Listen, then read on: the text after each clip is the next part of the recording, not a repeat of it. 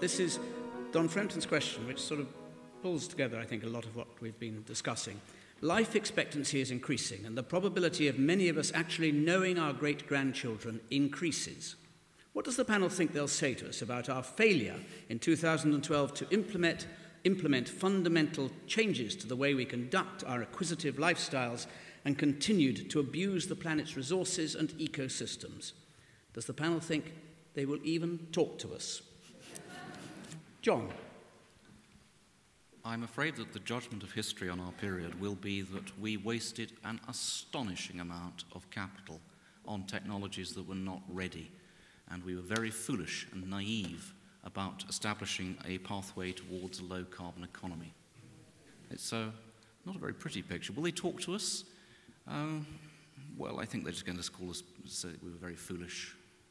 Perhaps they'll talk to us, indulge us. Matt Partridge. It's clearly a very emotive question, and having two young children, it's one that, you know, I don't want to go too overboard, but it does play on my mind. I mean, clearly, if we all had 20/20 hindsight, is that right? Yes. You know, I'm sure we would do things differently, but I would like to think the generations of the future would applaud those, even if they perhaps didn't get it perfectly right. And with that that benefit of being able to look backwards, might have thought, well, maybe you might have done that a bit better or whatever. But hopefully they'd applaud those of us who are prepared. And I think the gentleman made the point very succinctly over there that I think we do have a responsibility, and yeah, I think that's where I am on this. And Helen. Yes, Helen.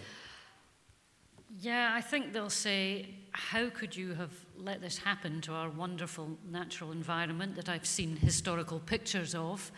And how could you be so blind about believing what you were told when the evidence was there that it was not so?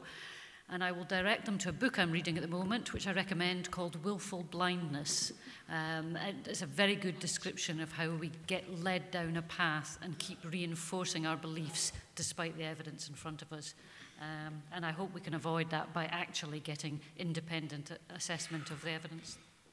Godfrey. Well, I do think that the auguries are not very good, but I do think it's not because the solutions are not available. The solutions are available. The world political system and the world economic system and the rich and powerful nations of the world and the rich and powerful companies of the world and possibly the military and other powerful entities are not willing to allow the changes to be made that would lead to a world that we could be proud to hand on to our great-grandchildren.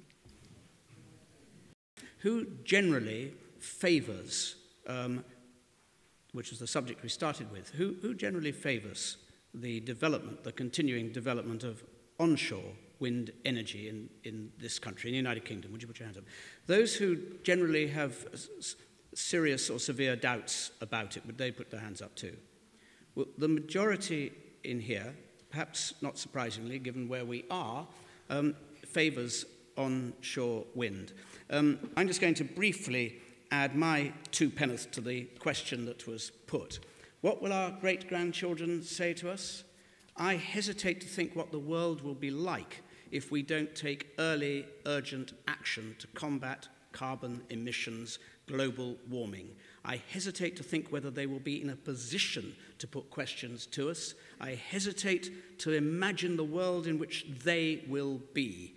A world of societies that are dislocated, of movements of people, of disturbances that we do not yet fully understand. And because I believe in the principle of prevention, I just wish that governments, those who are at Rio and elsewhere, whatever the forms of renewable technology there are which are available, in whatever mix, that they would set to and agree that it has to be done. And that we, and I'm as guilty as anyone else, that we play our part in hoping to achieve that. Otherwise, I wonder whether our grandchildren will be speaking at all. Thank you very much.